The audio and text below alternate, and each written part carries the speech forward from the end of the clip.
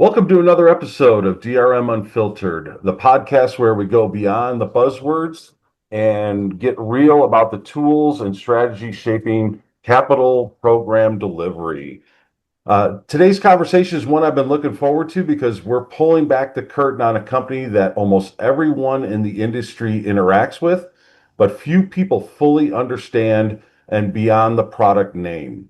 We're talking about Oracle, not the database, not the ERP, the Oracle that quietly became one of the most powerful forces in the capital projects in planning, managing, delivering, and controlled. From infrastructure mega projects to public agency programs to come some of the most complex construction environments on the planet. Our guest today brings a rare perspective to this conversation as an alliance consultant and digital sales director within Oracle's construction and engineering global business unit. Our guest sits at the crossroads of technology, strategy, and real world challenges that owners, contractors, and program managers face every day. I'd like to introduce our guest today, Dan Ricci. Dan, if you want to give yourself a little introduction and we'll get this kicked off. Yeah, my pleasure, Dan. I really appreciate the invite. I'm really looking forward to being on this podcast as well. Just seeing some of the other episodes that you released previously. So, name is Dan Ritchie. I am with Oracle Construction Engineering GIU, which I've been with for close to 20 years now, primarily in a sales role as both an individual contributor and manager, and now as alliance consultant, where I'm really working with not only our GIU, but also a lot of just the different startup construction technology vendors out there that we're collaborating with in terms of go-to market strategy. Glad to have you and glad you could join us today. We're going to kind of start out maybe a little bit of your background. Maybe you could walk us through your career path. How did you land at this intersection of enterprise technology and construction and engineering? Was it deliberate or maybe by accident? It was pretty deliberate path for me. So as I mentioned before, I've been with Primavera since prior to the acquisition, where I started in 2007, and then Oracle after the acquisition in both sales as well as management roles. But my career in technology really started not too long after college. Like most people, when you graduate college, really wasn't sure exactly where I wanted to specialize, but I knew I wanted to be in technology. I know I want to be in sales, and a friend of mine's older brother would really just, speak with me and kind of really help me in terms of a path and companies to look at. So where I started was actually with a technology consulting firm where I was in a business development role. So really just learning the fundamentals, making calls, how to listen, asking questions and qualifying customers, really digging into customer challenges and just building relationships. So those early years really taught me that sales, it really isn't about pitching products, yeah, but it's more about solving problems. So after about a year and a half in that role, an opportunity came up with Primavera, where I was based in the Philadelphia area and Primavera was headquartered there. So having a friend that went there, I was naturally is interested, and it seemed like a natural next step for me. So I was able to land a role there with Primavera in an inside sales capacity. And then I just learned, along the way. So we got acquired shortly after the acquisition, about a year and a half later, continued in that direct sales path. And then from there, I was able to go into leadership. And then from broader leadership to at one point, I was just managing teams around the world, which was really great just to see the Primavera and construction engineering just in play in different markets and the different nuances and different solutions which are there. So it's been just an awesome experience. But my current role now, it's been just more along the lines of these different technology vendors we're working with. But the grand scheme of things, it's been just awesome over these years, just watching the industry transform as well as our business unit. Construction really went from being slow to adopt to being one of the most exciting industries in terms of innovation. So where primarily it was just talking about, scheduling and things of this nature in the past, we're talking AI, we're talking robotics, drones, digital twins, cloud collaboration. So it's really just exciting just seeing this technology that organizations are leveraging to deliver some of the most important infrastructure projects around the world. That's great. And we talk to a lot of people at events, and a lot of people know Oracle. They know it as a database, an ERP, just a software giant. But for someone in the construction world who may not be familiar, maybe you can explain to them what the Oracle Construction Engineering Global Business Unit is and what does it actually do? Yeah, more than happy to do that. So you're right. Yeah, most people, when they think of Oracle, and these are just friends and family who know that I work for Oracle, they just mention database, some application that they see on their computer at a car dealership they work at or something like that, ERPs, financial applications. And that is a big part of what Oracle is today. But what they don't realize is Oracle has dedicated industry business units, and construction engineering is one of them. So our entire organization is focused on helping owners, contractors, and engineering firms deliver capital projects more successfully. So we're supporting the entire project lifecycle, so from planning and design all the way through construction, handover operations. So if you're thinking of building a hospital, a data center, which is very big these days, airports, highways, manufacturing facility, the goal is really simple. How are we helping these customers deliver these projects safely, more efficiently, on schedule, and within budget? So, what makes our business even more unique is that we're combining decades of construction expertise along with Oracle's broader, technology platform. So it ties hand in hand together with a one Oracle approach, where it's cloud infrastructure, AI, security, analytics, ERP. So there's no longer disconnected systems. They have one connected environment supporting every phase of the project through Oracle, which is amazing. So long story short, we're waking up every day thinking about one thing, helping customers deliver better projects. That's what we do. Break it down a little bit further. So, in the Construction Engineering Global Business Unit, the portfolio includes the product lines of P6, Oracle Primavera Cloud, Unifier, AConneX. For somebody that's standing either on a job site or sitting in a project controls office, how do you explain what these tools actually do for them in plain language? Yeah, so there could be separate conversations, for each one of those products that could, last a long time. So we'll try to simplify things, from a customer's perspective instead of just talking about each of the products.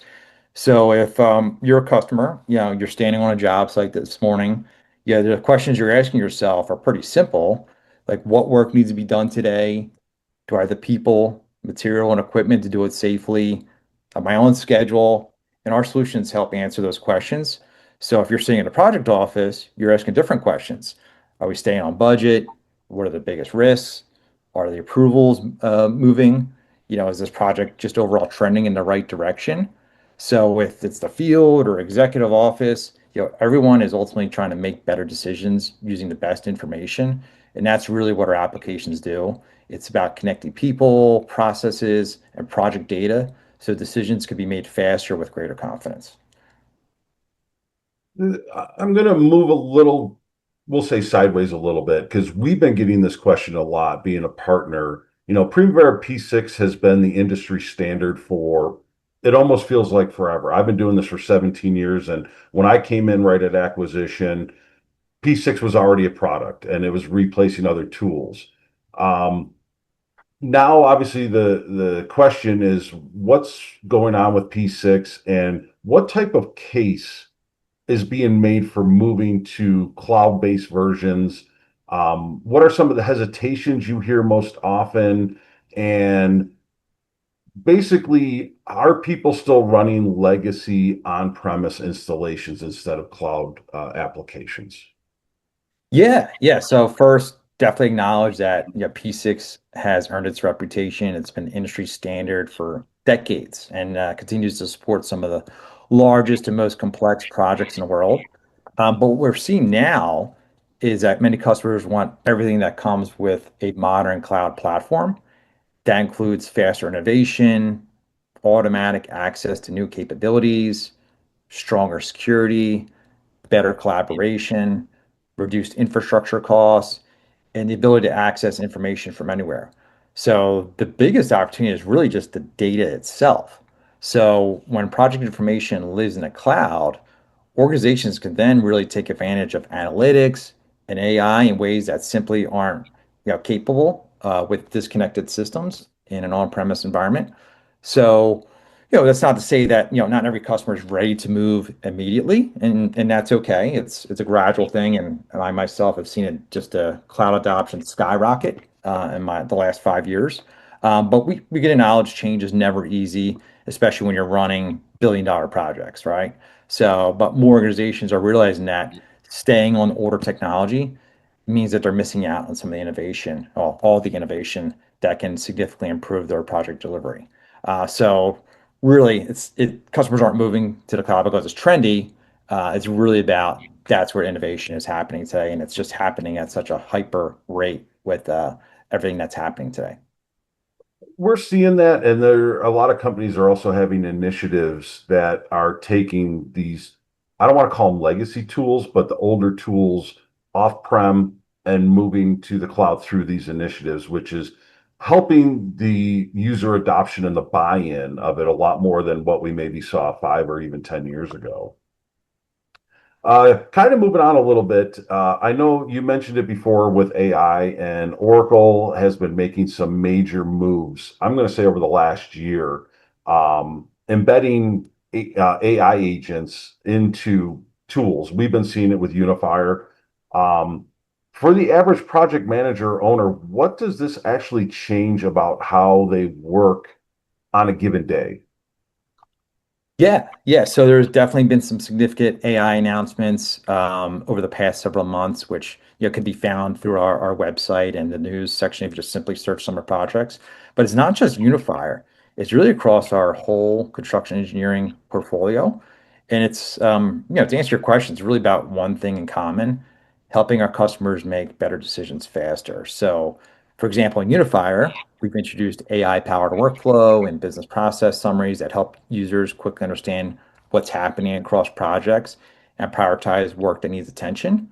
Separately, in Textura, we're embedding AI agents that can provide subcontractors with personalized real-time support, answering common questions and helping streamline the payment process.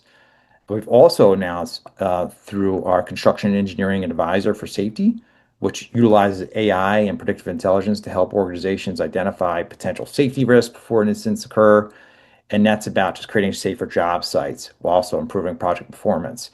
And so this is just the beginning. So over the next 12 months, you'll continue to see new AI-enabled capabilities introduced into our portfolio. And it's important that AI, it's not about replacing project managers or project controls professionals.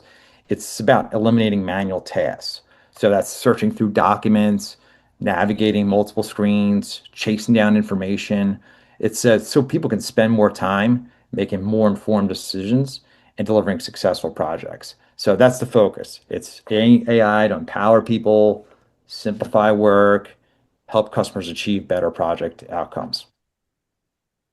So, working in the construction engineering side of things, construction, they get a bad rap. I mean, they have a reputation of being one of the slowest industries in adopting technology.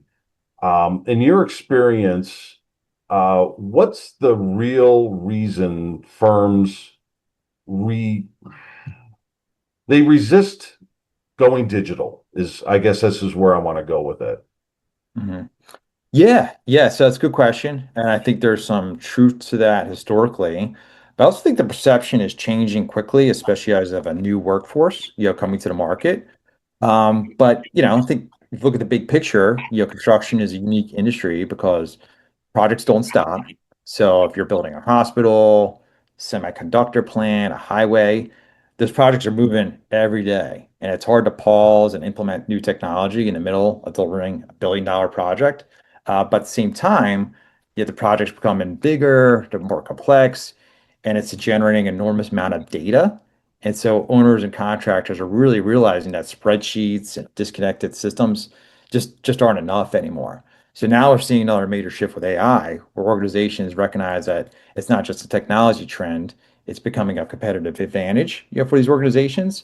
So the companies that can better leverage their data are going to make faster decisions, they're going to reduce risk and ultimately deliver better outcomes. So while change has always been challenging, for this industry, I think we're at an inflection point where really the industry is embracing digital transformation because the business value has become too small to ignore. So it's really just driving, that innovation quickly, and customers are asking for it. Yeah, see that a lot. I mean, one of the first projects I was on, trying to get somebody to tell me how they were going to build it to put it into schedule. He's like, I don't put it on paper; it's in my head. And that was what, 20 years ago. That's obviously changed now. Yeah. But the tech market is becoming really, really crowded. There's some bigger players that are out there. There's some smaller niche players. When you get in front of a customer, how does Oracle differentiate itself, and what's the objection you hear most often that you generally have to work hard to overcome? Yeah. Okay. So there is thousands of construction technology companies today, and honestly, I think that's a good thing because it shows how much innovation is happening across the industry. To your previous question, but I think what Oracle is different is that we bring together three things that very few companies can offer. So first, obviously, we have the decades of experience building solutions specifically for construction engineering. So this isn't a side business for us. This is an industry that we're committed to for many years, and we have a whole organization focused on that. Secondly, your customers really benefit from the broader Oracle ecosystem, whether it's ERP, analytics, AI, our cloud infrastructure and security. We're able to connect project execution with the rest of the enterprise so organizations aren't managing disconnected systems. And third, and this is where my new role comes into play, is we recognize we don't have to build everything ourselves. And that's really why I'm excited about my current role because I'm working with our global ecosystem of technology partners. And so through Oracle Marketplace, we're integrating these innovative solutions from across the industry so customers can have access to the best technologies working together. So our goal isn't really to be every piece of the technology stack. It's providing a connected platform to help customers get more value from all their project data. Yeah, and I've met quite a few of the technology partners from. I've done quite a few visits to the technology lab in Chicago to meeting them at events. And what I see them bringing to the table, along with what I like to say when we start talking about Oracle, is sustainability. Not a lot of people know that Oracle's been around for 50 years. Mm. So the innovation that these partners do bring is very, very interesting that I wasn't expecting, uh, say 5 years ago or whatever it may be. Mhm. Um, we're going to jump back into AI a little bit because this is the events I go to, the people I talk to, that seems to be the buzzword of, I don't want to say the day, maybe of the last year or maybe even longer. But what we've been seeing is a little bit of a shift from what I would call AI co-pilots to more AI agents that can take an autonomous actions on a project. How would you describe or how would you talk to owners and contractors to make them think about where to draw the line on what they let AI do unsupervised? Yeah, that's a great question. I think it's one every industry is working through right now, not just ourselves. But as I mentioned before, AI should accelerate the work, not replace human judgment. So I like to think of AI as really an incredibly capable assistant where it's gathering information, summarizing documents, identifying trends, recommending actions, and just automating routine tasks much faster than any person could. But when you're making those decisions that could affect schedules, budgets, safety, or contractual commitments, people still do need to be involved. So the most successful organizations we're seeing are going to combine AI with experienced professionals, not substitute one for the other. So that's really how we're thinking about it within Oracle is helping people work smarter while leveraging their human expertise because that is essential for making these decisions which matter the most. I like to look at it, and obviously you've been around long enough, I've been around long enough, but back in the day, it was always a duplication of efforts. I look at it as a way to eliminate that duplication of efforts on top of everything that you brought up as well too. Yeah, it's a good point. So, going to get maybe, I don't want to say a little bit personal, but in your experience, what's a deal a partnership or a transformation story that generally made you proud, not just because it closed, but because of what it meant for the project or the people that were involved in it? Yeah, so that's a great question, and there's tons of examples that we post regularly, through our website, which are great stories. But one project that really stands out to me was a large capital project in the Middle East, and I won't mention the customer's name, but what made it really special was not just the size of the project, it was a level of collaboration across our entire technology ecosystem, which I mentioned previously. So it wasn't just an Oracle only solution. It brought together Oracle's construction engineering platform with specialized technology vendors, where each was contributing their expertise in areas like project controls, reality capture, visualization, quality, as well as AI. And it was awesome just really seeing all that technology work together towards a common goal. What's more impressive too is this project was located in a very remote desert environment where traditionally you'd have large teams of inspectors walking the site every day to document progress, identify any issues, and verify that work has been completed, which is really time consuming, expensive, and it introduces a lot of safety risk, if you can imagine. So instead, they're using drones, they're using AI powered reality capture to monitor the site and compare actual construction progress against the project plan and digital models. And that information was flowing into the broader project ecosystem, giving all the project teams real-time visibility into progress, quality, as well as any type of issues without relying on any type of manual inspections. So that's really just like a broad example of like what digital transformation looks like. It's not about replacing people with technology. It's about giving people better information to make better decisions and improve safety, reduce rework, and keep incredibly complex projects moving forward. So it wasn't just that Oracle was involved as well, too. It was just multiple companies coming together with their strengths to solve these challenges. So no one can do it alone, and that's where our industry is headed.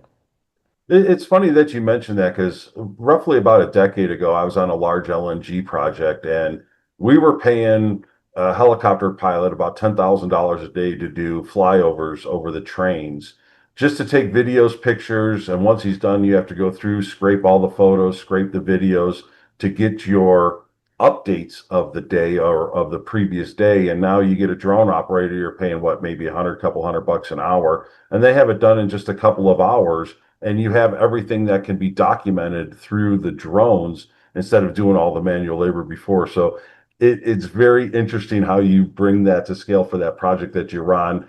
Not that it's the same, but similar to what I had to deal with a decade ago. So it's very interesting to see that come to life nowadays. Uh, Yeah, and that was all done through disparate systems and how the information was being relayed to each other. So now, combining that into one platform, that progress is there, those images are there through the drones, and you can make decisions faster versus like sifting through all that manual data. Absolutely.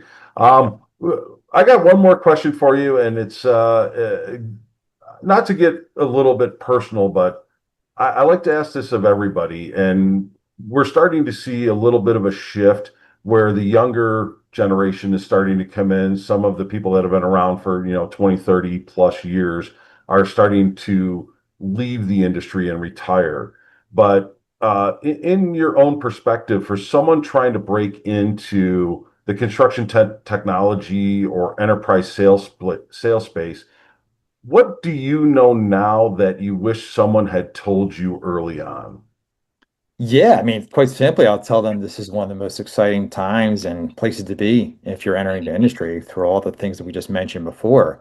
Um, when I started 20 years ago, construction technology looked very different. We're seeing incredible innovation today from AI and cloud computers to drones and robots and digital twins, connected job sites. So there's thousands of companies that we're looking to partner with as well too that are developing solutions that are transforming how projects are planned, built, and operated. So if you're interested in technology and enjoy solving business problems, it's fantastic to build a career in because the impact is tangible because you're delivering hospitals, airports, data centers, energy projects, and infrastructure that people are relying on every day.